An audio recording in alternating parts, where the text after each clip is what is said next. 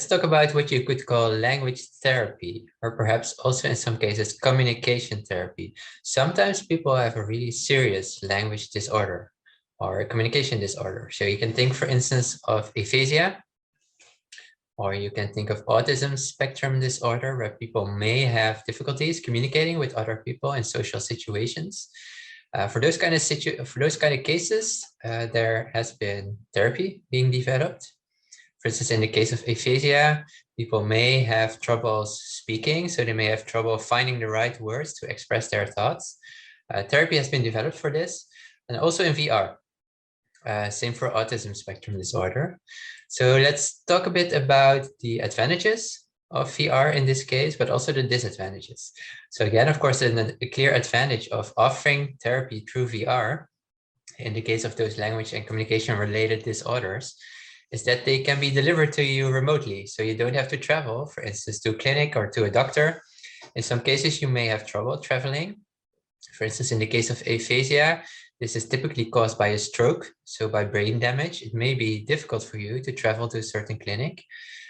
If you can be delivered this therapy via VR at home, you won't have to travel. So this can be an advantage. So you can take this therapy at home at the time that suits your schedule best.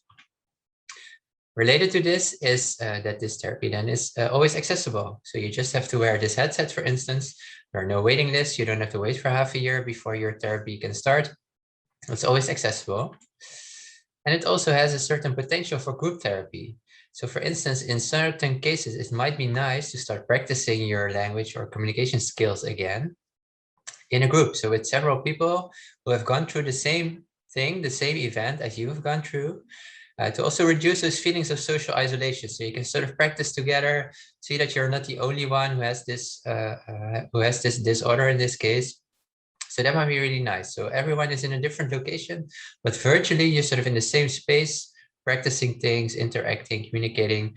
For instance, trying to retrieve nouns again that you may have forgotten because you have had this stroke.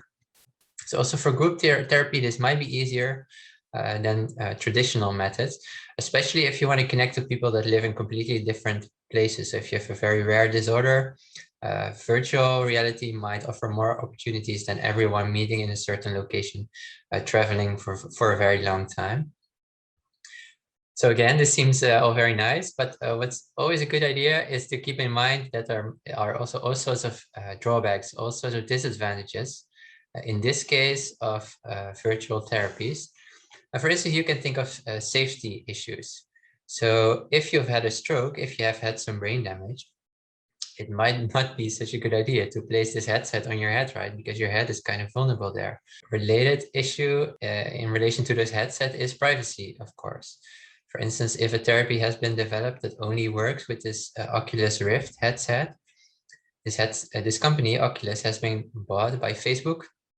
They now require you to log in if you want to make use of their headset. So this could also mean that they're collecting all sorts of data of you. For instance, then linking it to your Facebook account, all the data that they get from your Facebook account. So they might sort of build this online profile of you using all sorts of sensitive personal information that you actually don't want to share.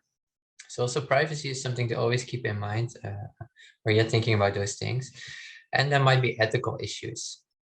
So perhaps doing this remotely, really leaving this therapy really to the people themselves might morally not be the right thing to do. So there might be better options here, actually. So in this case of therapy, as always, there are advantages, there are some drawbacks, and always keep in mind what sort of the relation between the two is. Is it worth going there? Are the advantages larger, bigger than the disadvantages, or is it the other way around? Maybe VR offers some things that are nicer than traditional methods, but it might also come at a cost. So there might be some drawbacks associated with it.